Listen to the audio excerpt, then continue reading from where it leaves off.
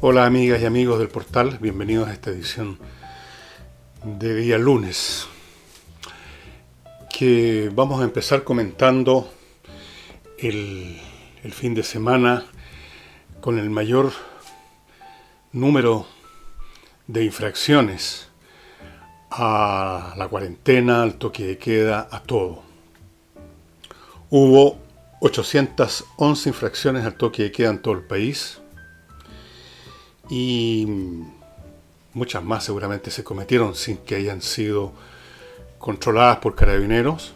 Los carabineros no pueden controlar a todo vehículo que se esté moviendo, pero lo que ya coronó la torta con una guinda de estupidez, es una fiesta que fue organizada fuera de Santiago, en la periferia, a la que asistieron 400 personas, la inmensa mayoría jóvenes, y organizada por gente joven, me parece también, creo, organizada por vías, por eso que llaman las redes sociales, 400 personas en un recinto que no es del tamaño del desierto de Atacama, un recinto común y corriente, 400 personas sin ninguna medida mínima de seguridad, en medio del toque.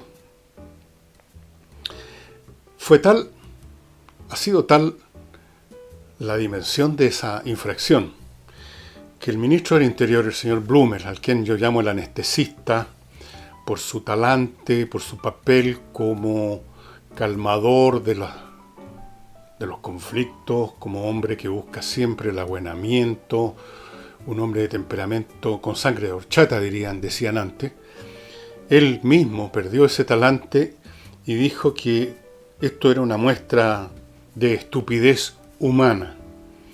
Y repitió esa expresión varias veces. Y bueno, me gustaría decirle algo al anestesista, suponiendo, cosa que dudo que vea este programa, o tal vez alguien le pueda contar. La estupidez humana no es una variable, algo que a veces existe, a veces no, de grado variable, por eso se llaman variables. No, la estupidez humana, señor ministro, es una constante, es una voluminosa constante. Y por consiguiente, siendo como es una constante, es decir, algo que está siempre presente, hay que contar con ella desde el primer minuto. Y eso es lo que no se hizo. Tal vez ustedes recuerden, hace ya un montón de programas, yo creo que por lo menos 2 semanas, cuando comenté estas infracciones al toque de queda, dije que estas se producían porque no habían sanciones creíbles, porque no había sanción simplemente, porque las personas que eran detenidas por circular durante el toque de queda simplemente eran llevadas a la comisaría, donde aguardaban las pocas horas que faltarían hasta la mañana, hasta las 5 de la mañana, para que los dejaran en libertad, o incluso les daban de inmediato un pasaporte para volver a sus casas, si es que volvían a sus casas. Eso no es una sanción. Si uno quiere ansiosamente ir a otro lugar, a las 3 de la mañana, en medio del toque de queda, a una fiesta, parte de la base, primero, que no puede Carabineros controlar a todo el mundo, y segundo, que si le llega a tocar, todo lo que va a pasar es que en vez de estar en la fiesta, va a estar un par de horas en la comisaría esperando que lleguen las 5 de la mañana. O sea, no hay sanción, es un costo cero, y por lo tanto se puede probar fortuna. Y eso es lo que ha estado ocurriendo. No hay sanciones. Vean lo que pasa con el comercio. Se dieron una vuelta por distintos barrios de Santiago, parece el ministro de Salud y otras autoridades, y descubrieron muchísimos negocios pequeños que estaban funcionando. La Vega funcionando. Cientos, miles de personas apiñadas ahí sin ninguna medida de seguridad. ¿Qué es lo que indica esto otra vez? Que no hay sanciones.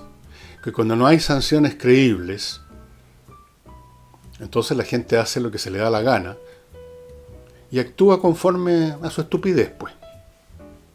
Eso es todo. El propio Mañalich está advirtiendo que ahora sí van a poner sanciones fuertes, que los negocios que abran sin permiso, sin ser establecimientos de primera necesidad que han sido autorizados, van a ser no solamente advertidos, miren niñito, pórtense bien, como han estado haciendo hasta ahora, sino que van a cerrarles el boliche por 14 días y fuera de eso van a haber intensas multas, etc.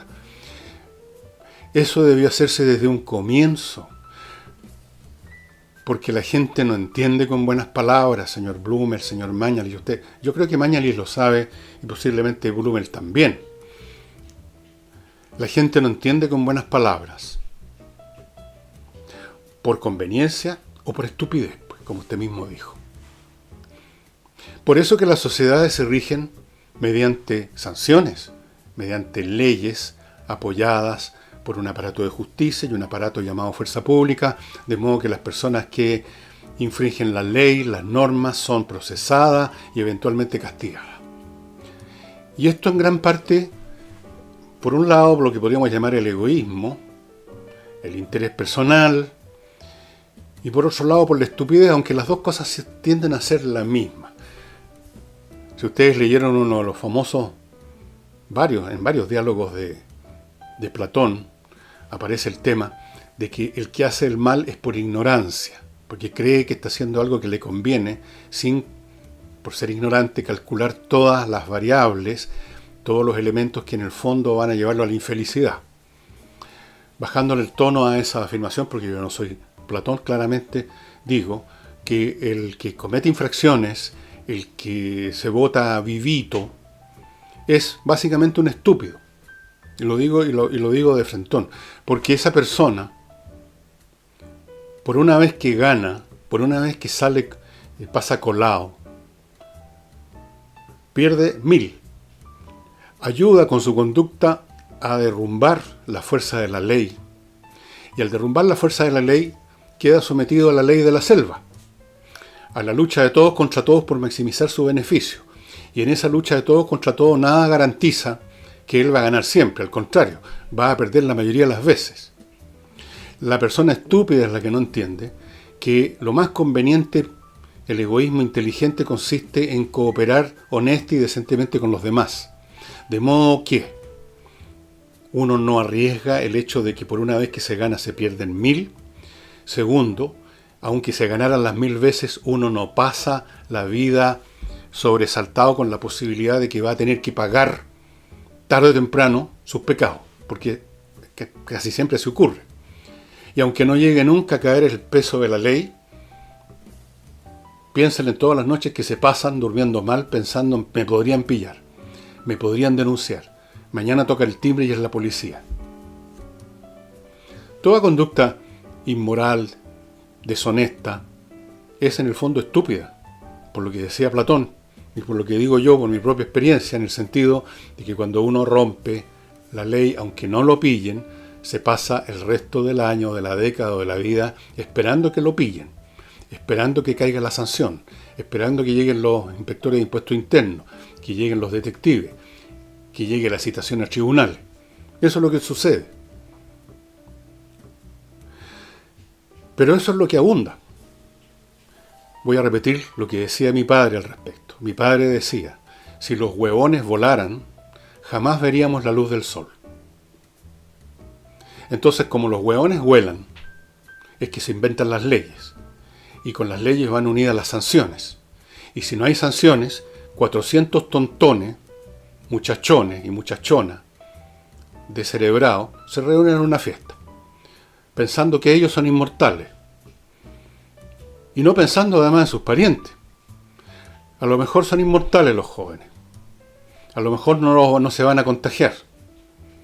Pero contagian al papá, al abuelo, a la madre, a la abuelita, al vecino. Pero no les importa nada, porque son estúpidos. La gente que se comporta así, la gente que uno observa en todo orden de cosas, y no solo en esto, atropellando los derechos de los demás y comportándose de esa manera, es básicamente no por un tema de maldad luciferina, no porque los inspire un afán demoníaco de hacer el mal. Esos casos son muy raros. Hay pocos Aníbal Lecter. Normalmente es estupidez pura y simple. Y tanto es así que el propio Brummel, el anestesista, el hombre de los calmantes, perdiendo la paciencia, lo dijo. Esto es la más grande estupidez, una estupidez humana, etc.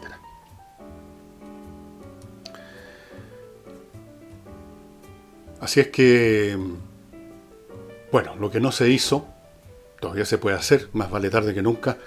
Pongan sanciones duras, de verdad, pues. Yo aquí mismo en mi barrio, donde yo vivo, en el mismo momento en que estoy grabando esto, domingo en la tardecita, más bien tarde, a 50 metros de mi casa, en un edificio, hay una reunión social a todo chancho. La música, los gritos, la voz así, en tono demasiado alto de los que se han pegado un par de copas y pierden de inmediato la cabeza la poca que tienen. Ahí están enfiestados. Y no es la primera vez que veo este espectáculo. Lo he visto en otros departamentos de otros edificios. Entonces, hay que poner sanciones, pues las sanciones tienen que ser ejecutadas por una fuerza pública creíble. Esta persona que organizó la fiestoca de los 400 tontones fue detenido. Vamos a ver qué pasa con él. Vamos a ver cuánto tiempo dura detenido. Vamos a ver en qué termina el proceso que se le haga. Vamos a ver qué excusas encuentran los abogados, los jueces de garantía o los que sean, o los fiscales de garantía, para dejarlo libre. Porque esa es la otra. A veces se detiene a la gente en Chile, pero luego se la deja libre con mucha facilidad. No hay verdaderas sanciones. Entonces el hombre hizo caja ya. Seguramente ganó plata con esta fiesta. Y está dispuesto a pagar a lo mejor 2 o 3 días detenido. A lo mejor hay alguna multita por ahí. Porque yo no le creo a las autoridades cuando hacen unos anuncios estruendosos de que aquí viene todo el peso de la ley. Yo no les creo. Ya a esta altura no les creo nada.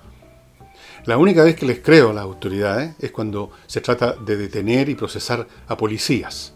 Ahí sí que cae el peso de la ley. Ahí sí que todos, desde el último patipelado de la izquierda hasta la más elevada autoridad de la nación, a coro castigan verbalmente al infractor y anuncian las penas del infierno. En todos los demás casos, no. Así es que, bueno, ahí lo tienen ustedes. Antes de continuar, permítanme... Hey, estimados amigos, amigas, enemigos también, los que vienen aquí a poner la manito para abajo, gracias. Cada vez que entran acá me ayudan con unos pocos pesos. Se los agradezco muchísimo. Sigan viniendo, por favor. Hey, si usted quiere vender su bien inmobiliario pronto, y no el día desamblando, como dicen, póngase en manos de Hey, el mejor, el más rápido corredor inmobiliario de Chile comprobado. No solamente eso, el mejor administrador de arriendos.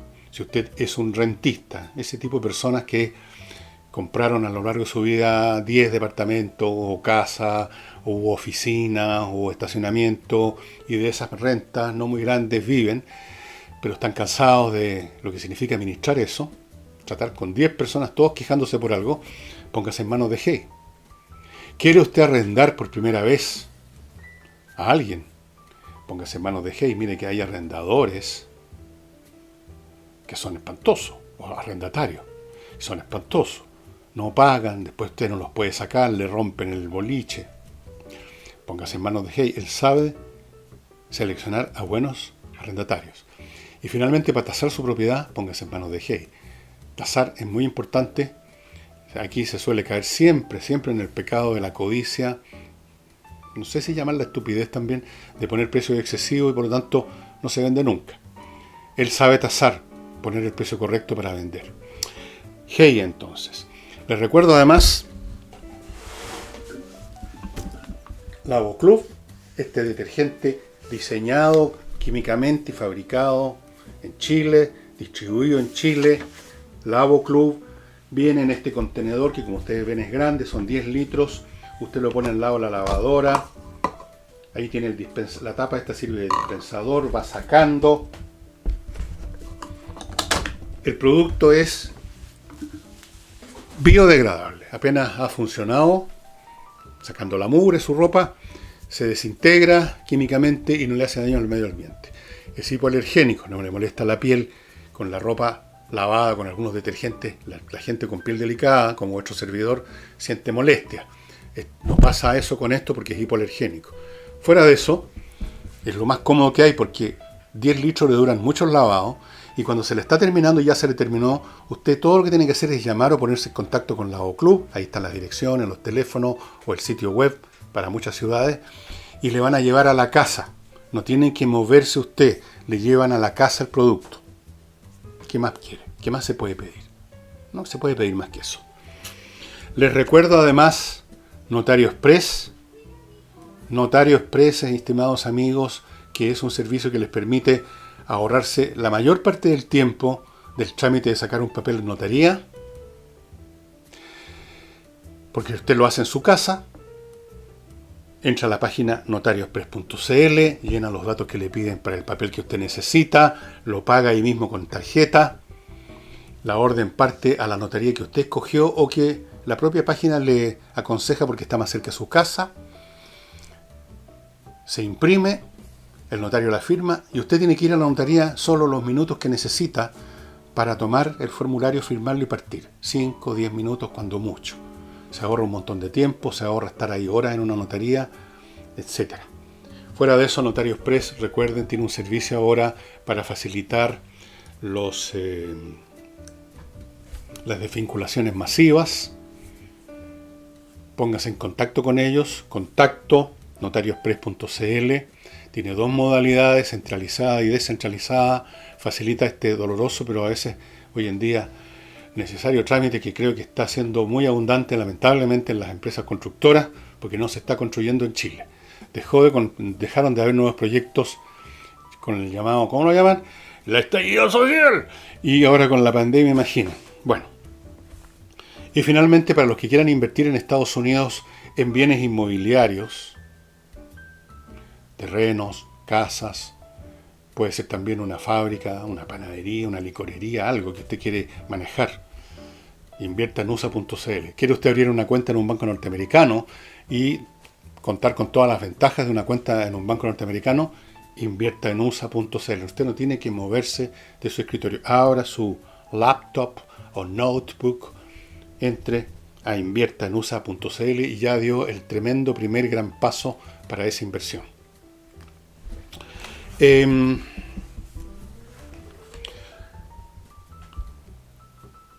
Las relaciones entre Estados Unidos y China se están poniendo cada vez más calientes, pero en el mal sentido de la palabra. Se están encorajinando, se están crispando. Ya venían así por el tema que conversamos el sábado acerca del camino previo a la guerra, cuando 2 grandes entidades políticas, sociales, económicas se miran a las caras compitiendo por el mismo pastel. Ya analizamos eso el sábado, ya veníamos con eso y lo de la pandemia se ha agregado y el gobierno norteamericano enfrentó, especialmente por intermedio del secretario Pompeo, está diciendo de frente que ya hay pruebas abrumadoras de que este problema se inició en un laboratorio, no en ese mercado de carne exótica, llamémoslo así, un laboratorio que está a 300 metros más o menos de ese mercado. Ellos dicen no tenemos ningún antecedente que nos permita pensar que esto fue deliberado, pero se originó ahí. Tenemos pruebas abrumadoras. Es más, agregó Pompeo y ha agregado también el propio presidente Trump. China se ha negado a colaborar, ha sellado todas las posibles entradas para ir a averiguar esto, ha silenciado a su propia gente. Hay científicos que han simplemente, y periodistas que han desaparecido. No sabemos si les han pegado un balazo o están en algún centro de lavado de cerebro, para que no digan cosas que perjudiquen a China, o sea, que perjudiquen al Partido Comunista Chino. Entonces, por supuesto los chinos, que son maestros en el arte de la mentira, como todos estos regímenes En algún momento trató de inventar que eran los soldados norteamericanos los que habían importado el mal a China. Después ha amenazado a Australia de cortar las relaciones económicas si Australia persiste en esto de querer averiguar más. El embajador chino, cara de raja, le dijo al ministro del Interior o secretario del Interior, no sé cómo se llama el título, o a la primera ministro o al primer ministro de Australia, le dijo: uy, si siguen estas actitudes, ese estilo tortuoso, retórico, florido y ambiguo de estos países orientales, uy, si la gente en China va a pensar que ya no vale la pena venir a estudiar a Australia. La gente en China va a pensar, en vista de la actitud de ustedes, que ya no vale la pena venir de vacaciones para acá. La gente en China va a pensar que ya no vale la pena comer las carnes que ustedes exportan. Todos ellos elementos importantes de la economía australiana. Entonces, él los hay a los chinos. Y los norteamericanos están ya directamente acusándolos de encubrimiento, de estar mintiendo, de haberse portado ineficientemente. Pompeo dijo de frentón que los chinos, desde hace tiempo, dijo Pompeo, están infectando el mundo. Así lo dijo. Y administrando sus laboratorios y administrando mal sus laboratorios de baja calidad. Bien recontraduro. Vamos a ver qué responde este almibarado comunistacho de anteojito, que es el portavoz del Partido Comunista Chino, que aparece siempre, voy a decir cosas, nosotros no vamos a tolerar tal cosa y tal otra.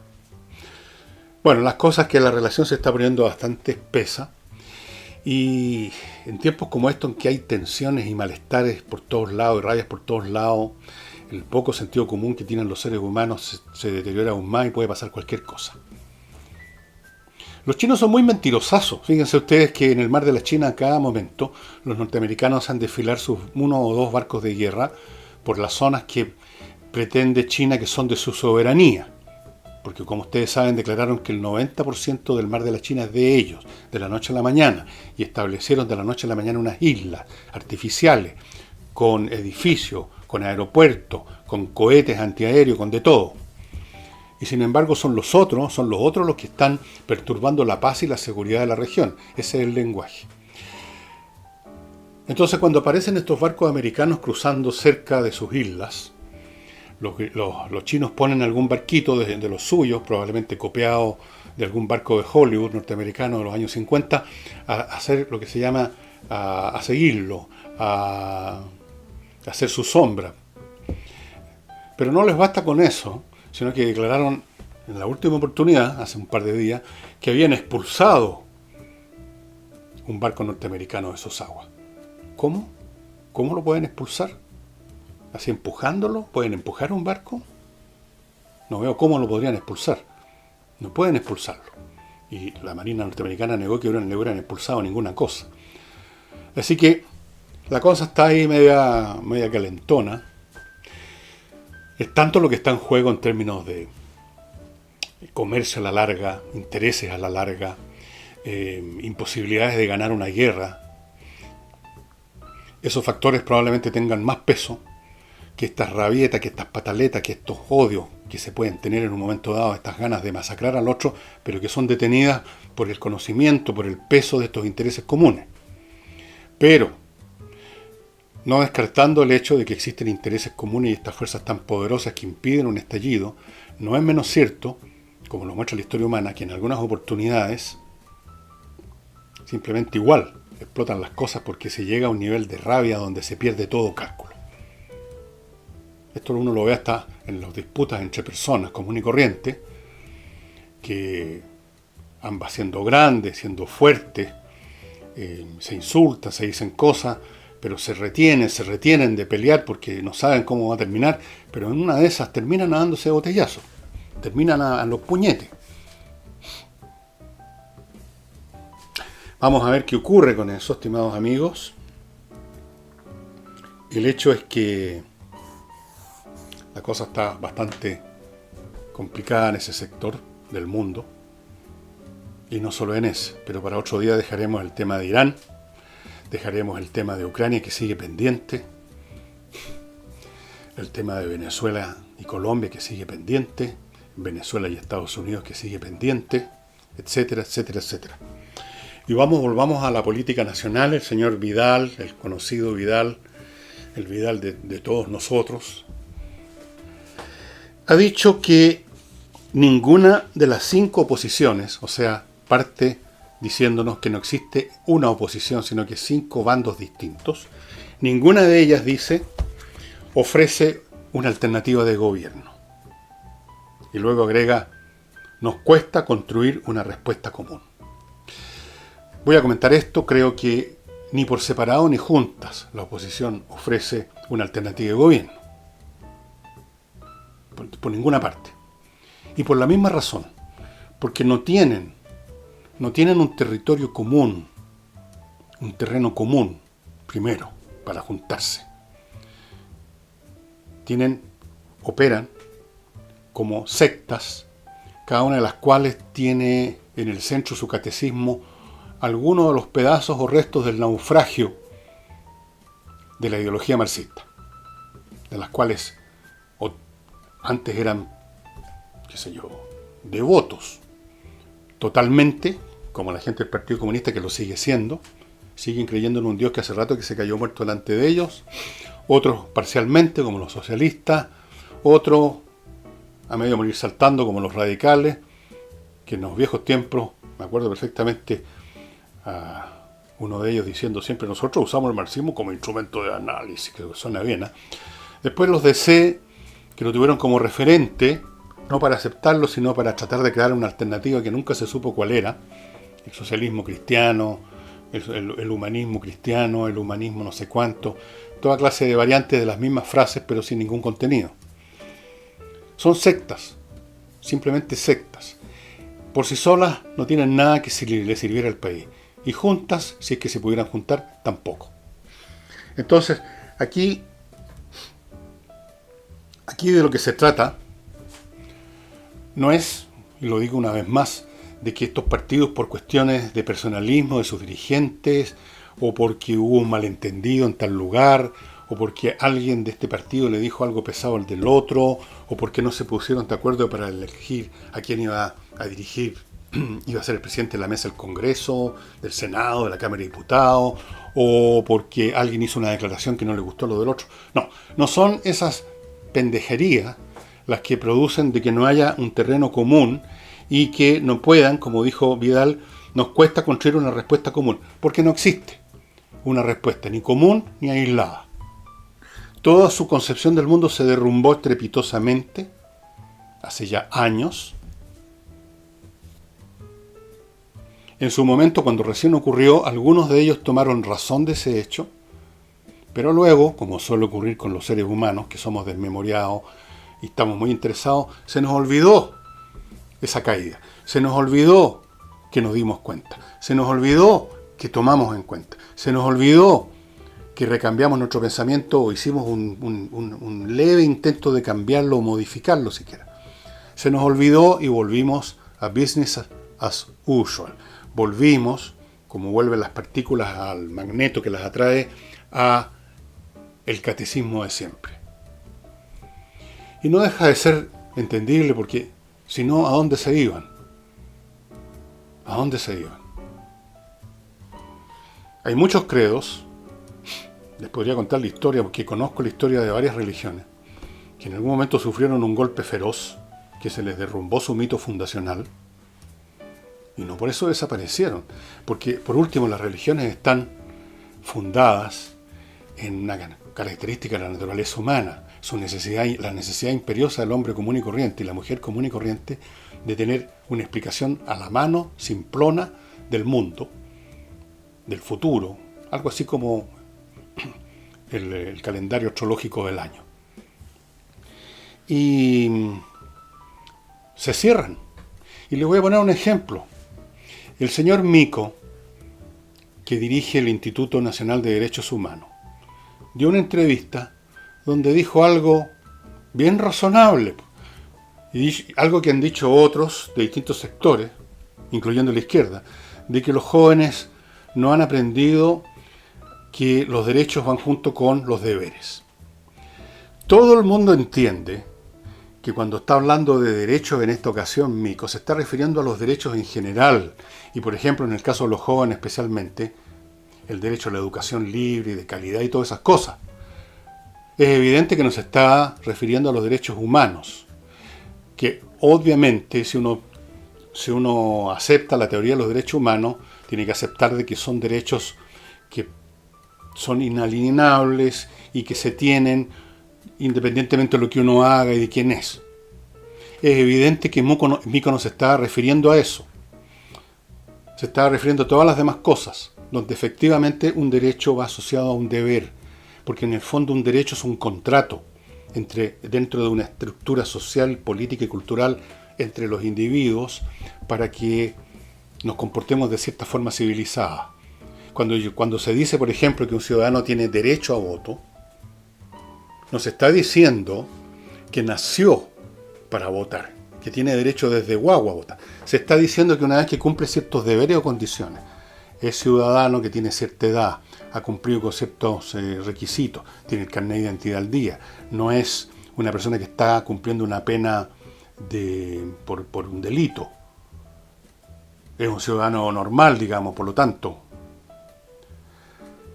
Entonces tiene derecho, como los demás, a ese acto colectivo que consiste en votar. Es un derecho directo o indirectamente asociado, ya sea que se diga o no, tácito expresamente con deberes, los deberes que corresponden al ciudadano normal. A eso se estaba refiriendo Mico, y cualquier persona con medio dedo frente entiende eso. Pero no los fanáticos de la izquierda, no los religiosos. Fíjense que la señora Carmen Hearst, que es una persona particularmente dotada de ese extremismo fundamentalista y talibano, que cada vez que se presenta una situación, ella lo manifiesta con lo que ella quiere, con lo que ella pretende, con las iniciativas que quiere implantar.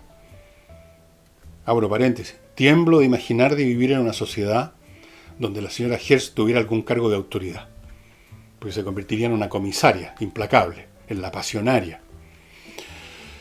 Bueno, pero no solo Carmen Hearst, sino que mucha gente del mundo de izquierda, gente que seguramente estaba bastante satisfecha con la actuación de Mico, que ha corrido todos los eventos que supuestamente han sido infracciones de las fuerzas del orden, del Estado, etc. Pero bastó esta entrevista y que dijera esa cosa tan obvia para que ahora se convirtiera en un traidor. Y se dice que cómo está ahí, que es un hombre servil, un hombre al servicio de Piñera. Dejó de ser un compañero de ruta, un co-religionario, y se convirtió en un tránsfuga. Para algunos, para muchos quizás. ¿Por qué? Porque no dijo lo que tenía que decir. Y no sé qué es lo que tenía que decir. Y probablemente los que lo están criticando tampoco habrían sabido qué decir en esas circunstancias. El señor Mico olvidó que cuando se es parte de un movimiento que ha entrado en el estado de delirio hormonal en que entró la izquierda en Chile en esta época, no basta con haber sido 99 veces de 100 leal, llamémoslo leal, si es que eso es el término que corresponde a la causa. Basta un pecado y usted ya merece la crucifixión. Bastaron sus palabras. Todos sus actos dirigiendo el Instituto Nacional de Derechos Humanos, y que han sido absolutamente funcionales a la izquierda, no valen nada al lado de esa declaración. Ahí está, véalo con los ojos bien abiertos, lo que es esta gente, a la que usted pertenece. Usted es uno de ellos, pero ahora le tocó a usted. Usted se convirtió ahora en un paria para la señora Hearst y para otros, porque dijo, miren qué cosa más terrible, que los derechos tienen que ir asociados a deberes. Qué cosa más monstruosa, ¿no? Bueno, entonces volviendo a Vidal, ¿quién nos puede ofrecer alguna de esas 5 sensibilidades de izquierda? Ya sean las de la señora Hearst o las de los demás. ¿Qué nos pueden ofrecer salvo lo que han ofrecido siempre? ¿Cuándo? Desde 1917 con la revolución bolchevique en adelante, ¿Qué es lo que han ofrecido? Pobreza, a veces miseria, en varias oportunidades, especialmente en China y en Rusia, hambrunas, donde han muerto millones de personas, millones. Lean la historia de las expropiaciones de tierra en Ucrania durante el régimen de Stalin en Rusia, toda la gente que murió. Miseria, hambrunas, muertes, torturas, asesinatos, asfixia cultural, mental, vigilancia, espionaje, castigos, hipocresía, porque hay que estar fingiendo todo el tiempo, hay que andarle lambiendo las patas y las botas a todos los comisarios. Hay que andar susurrando, como dice el historiador Figue, respecto a cómo se vivía en Rusia. Hay que andar como ahora se vive en China, haciendo los comentarios adecuados y poniendo las caras adecuadas, si no, algunas de las millones de cámaras van a detectar que el camarada no sé cuantín, chun chun chin, anda molesto. ¿Y por qué? ¿Por qué anda molesto el camarada? ¿No le gusta nuestro gran genio y líder Chin? Eso es lo que ofrecen. Y como todavía no están en el poder, y espero que nunca estén, nunca estén, solamente pueden dar estas muestras desde la oposición. Pueden dar estas muestras crucificando verbalmente a Mico, o a mí, o a sus enemigos, a los de la derecha, que los fascistas pobres, que los reaccionarios, que los nostálgicos de la dictadura, que los pinochetistas, que los derechistas, que los reaccionarios, que los momios, a los que hay que matar. Bueno, así que claro, tiene toda la razón Vidal, pero permítanme aumentarle, nunca van a ofrecer algo que valga la pena a este país. Cuando han llegado al país, incluso de una forma desvaída y diet, como fue el gobierno de Suela Bachelet, bueno, ya todos sabemos lo que nos dieron. Ahí se iniciaron las peloteras, con la educación gratuita y de calidad. Ahí empezó la ruina económica, la parálisis del crecimiento. Ahí empezaron a agarrar más vuelos, ¿cómo llamarlo a esta gente? Los revolucionarios, los combatientes. ¿Y qué nos ofrecieron durante el gobierno de Allende? A pesar de ser Allende un personaje muy por encima de todos los que de la época de la Bachelet, muy por encima. Nos ofrecieron lo que ya sabemos. Una economía que en un año reventó todos los fondos que habían de reserva, mandó a la economía al despeñadero y por supuesto luego culparon de eso a la derecha. O sea, se supone que las señoras que guardaban cosas en los closets eran suficientes para echar abajo la economía. Y llevaron al país al golpe militar. Esos son los gobiernos de la oposición. Esa es la oposición. Así que nunca, Vidal, y usted ya debiera saberlo, pero claro, está ahí metido. Usted, yo estoy seguro que sabe perfectamente de qué se trata todo este asunto, de qué clase de gente lo rodea, de qué clase de ideas tienen, pero ya está ahí. No se atreve a moverse, no tiene a dónde ir ya. ¿A dónde? ¿De qué vive? ¿De qué viven todos ustedes a esta altura? Si no están en ese carro. No les queda otra. Están condenados. Tomaron una opción en un momento dado y ya no tienen salida. Y los pocos que se atreven a salir, bueno, ¿cómo los tratan, no? Traidores. Y en otros tiempos los habrían simplemente un balazo en la nuca, me imagino. O a estas prisiones tipo cubana. O a los campos de readiestramiento tipo chino. O la cosa tipo Pol Pot, donde mataron no sé cuántos millones de personas de un balazo. No sé si han visto las fotos de los cráneos que se encontraron, todos con unos así los agujeros. Ustedes están condenados. Vidal, usted no tiene a dónde irse ya, ¿no es cierto? Entonces tienen que a lo más decir que en realidad ninguna de las 5 opciones de la izquierda ofrece una alternativa de gobierno porque nos cuesta tanto construir una respuesta común. Les cuesta todo, les cuesta construir. Lo que no les cuesta en absoluto es destruir. Eso, para eso son tirados como con onda, estimados amigos. Y voy ahora a mi lectura de hoy.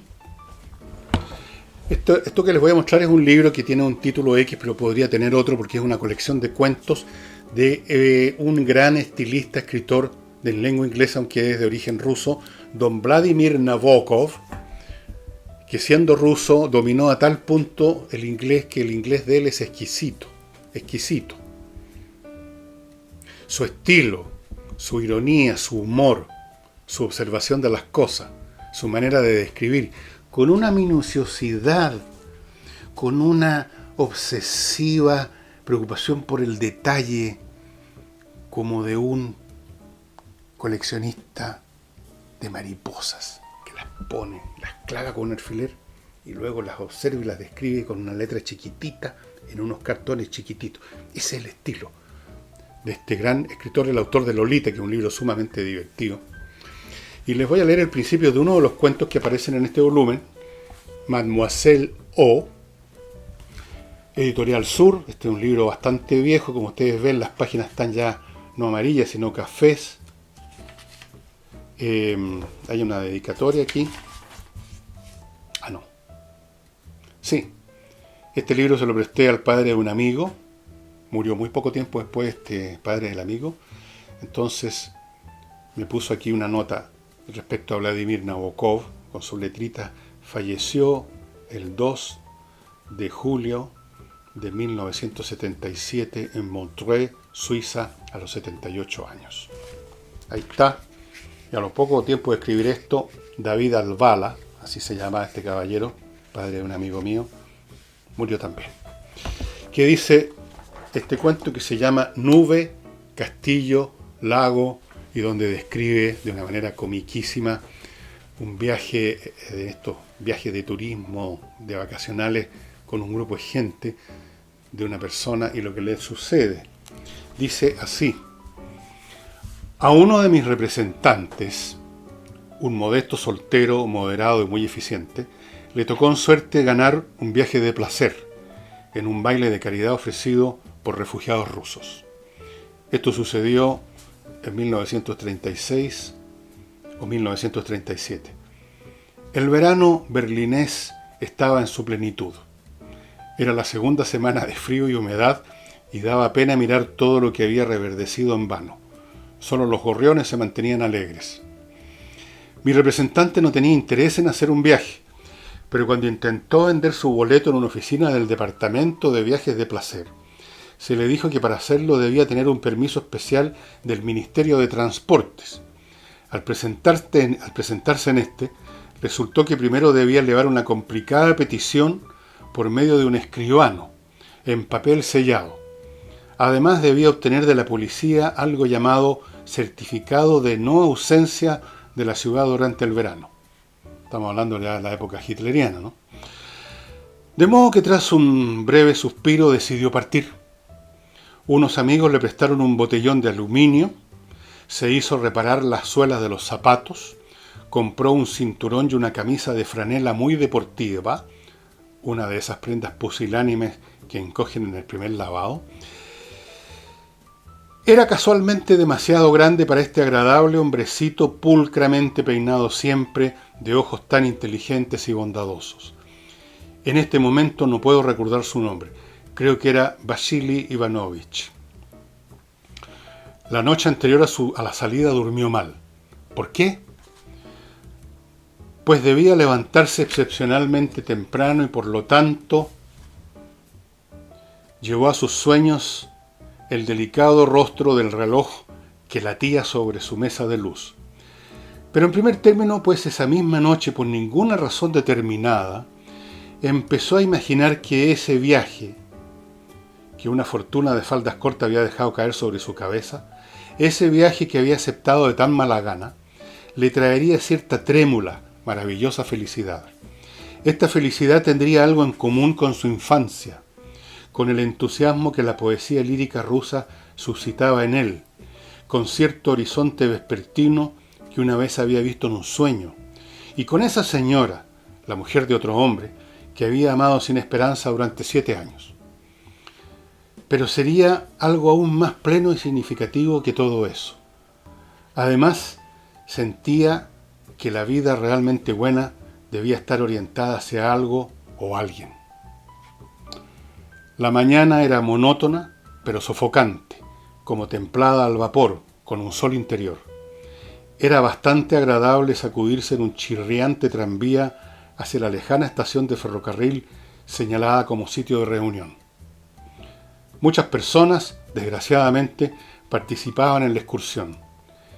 ¿Quiénes serían esas somnolientas criaturas? Somnolientas como nos parece toda la gente que aún desconocemos. Junto a la ventanilla número 6, a las 7 de la mañana, como estaba indicado en las instrucciones, añadidas al boleto, los vio. Un joven rubio y larguirucho vestido de tirolés se adelantó inmediatamente. Tenía la piel quemada del color de una cresta de gallo, enormes rodillas rojas como ladrillos, con vello dorado, y su nariz parecía barnizada. Era el guía proporcionado por el Departamento de Viajes de Placer, y apenas el recién llegado se hubo sumado al grupo, que consistía de 4 mujeres e igual cantidad de hombres, los condujo hacia un tren que estaba agazapado detrás de otros trenes, llevando su mochila con espantosa soltura, marcando el piso firmemente con sus botas claveteadas.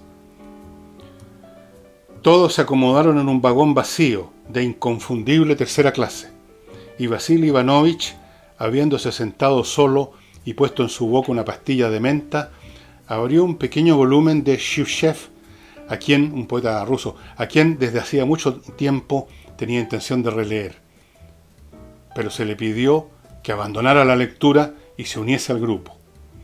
Un maduro empleado de correos, con anteojos y con cráneo, barbilla y labio superior tan hirsutamente azules como si hubiese afeitado una vegetación extraordinariamente lujuriosa y ruda, crecida especialmente para este viaje, anunció inmediatamente que había estado en Rusia y que sabía algo de ruso. Luego recordó algunas aventuras galantes acaecidas en Tsaritsyn, guiñó los ojos de tal modo que su gorda mujer esbozó en el aire el ademán de darle un golpe en la oreja. El grupo se volvía ruidoso. ¿Para qué continúe el infierno? Ustedes se imaginan estos señores pequeños, delgados, inteligentes, que les gusta leer, metidos en un medio de estos grupos que son presa de inmediato en estos casos de esa excitación adolescente, gritona, ruidosa, vulgar, de empujones, muscular, brutal, y que impide a cualquiera hacer lo que quiere. A este pobre hombre, la narración es muy divertida, lo que va siguiendo, cómo se enfrenta y cómo lo pasa con este grupo de tarados que van con él en el tren a este supuesto viaje de placer.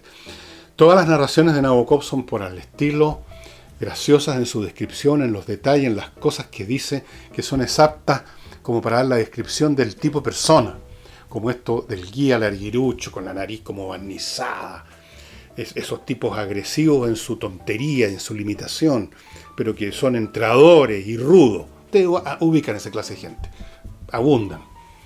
Deben haber abundado en la fiesta de Melipilla, esa o donde fuera que se celebró esa fiesta con 400 personas.